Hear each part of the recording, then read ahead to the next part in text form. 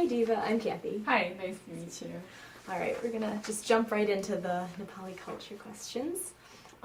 So what would you say is a typical exposure to English among speakers of Nepali, like in Nepal?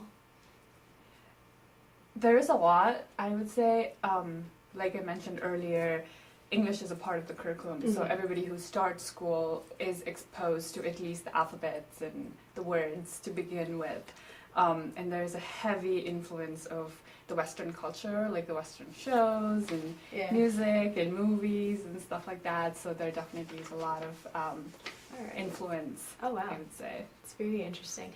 And now does this vary according to your income or social status in Nepal? Yes, it does. Even though students start learning English at a very tender age, it's going to vary on what kind of schools they go to. You know, the private schools obviously have better education.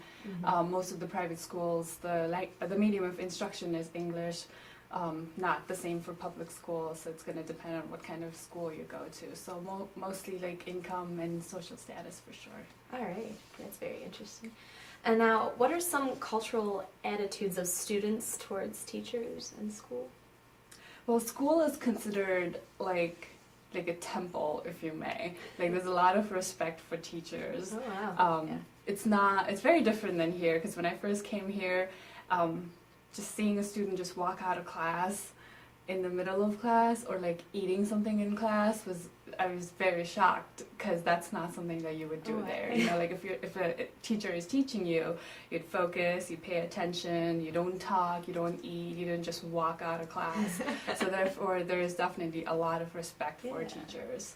Yeah, so it's almost like religion in a way. When you go into church, you don't just get up and or start talking. I mean, well, sometimes it depends on the church, but okay, kind of like that. Understandable. And so, I mean, the next question is, does school in Nepal resemble school in America? So can you just do some similarities and differences? Can you?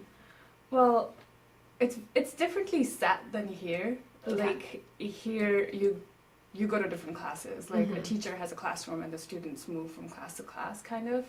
Or as far as I know, at least in the high schools.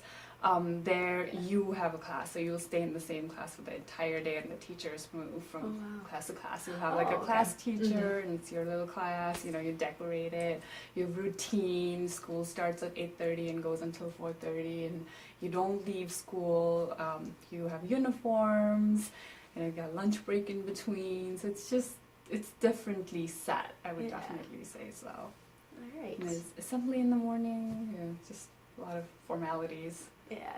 So you're saying they move around, the teachers? The teachers do, yeah. All so right. for example, a class is like 15 minutes long, it's English, the teacher would come and teach, and then they'd leave, and then the second period is chemistry, the teacher would come in. Oh wow, that's cool. And you'd stay there. Was it like that in elementary school as well, or yeah, like right that? from the same, just until high school. Very interesting. I think even in college. Even in college too? Okay, college, I don't know much about college in Nepal. Yeah, because I went to college in America. All right, well thank you very much, and now we're going to have Linda talking to us about some Nepali language.